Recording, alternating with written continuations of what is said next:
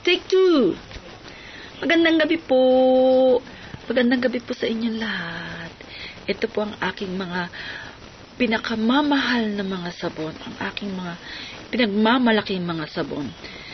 Ito po ang aking bamboo charcoal moisturizing soap. Ito naman po ang aking fruits and vegetables moisturizing soap. Ito po yung mas maganda ang cutting. Tapos, ito naman po ang aking special para po sa akin. Ginawa ko po ito para sa aking sarili na magaganda po ang kanyang mga laman. Ang ibig po sabihin, syempre, pag ginawa ko para sa akin, edi maganda po ang kanyang mga sangkap. Actually, maganda rin din po ito sa babies kasi ang mga oils po nito hindi kagaya ng mga heavy oils, mga strong kinds of oils. Mga soft oils pong mga laman nito, kaya ginagamit po talaga sa mga baby oils, mga baby soap ang mga sangkap nito.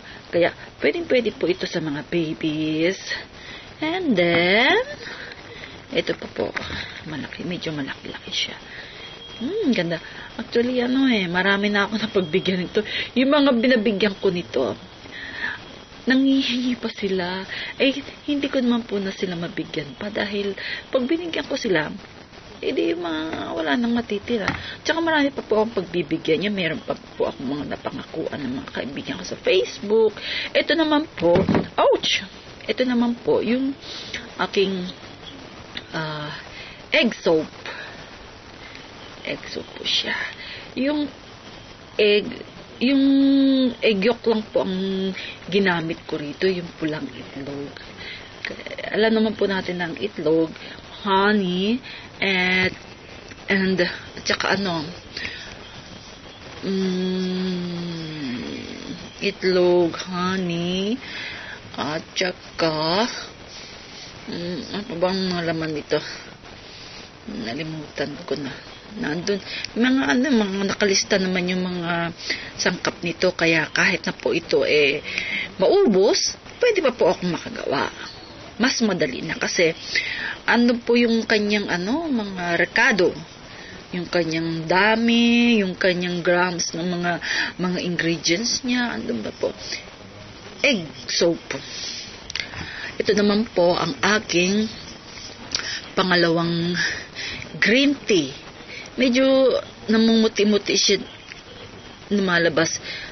Kadalasan po talaga yung mga sabon, yung ibang sabon, meron po talagang parang pulbos siya na lumalabas sa pinakagilid niya pag papatuyo na siya. Wala naman side effect po yun. Pwede naman din po magamit kahit na may mga ganun.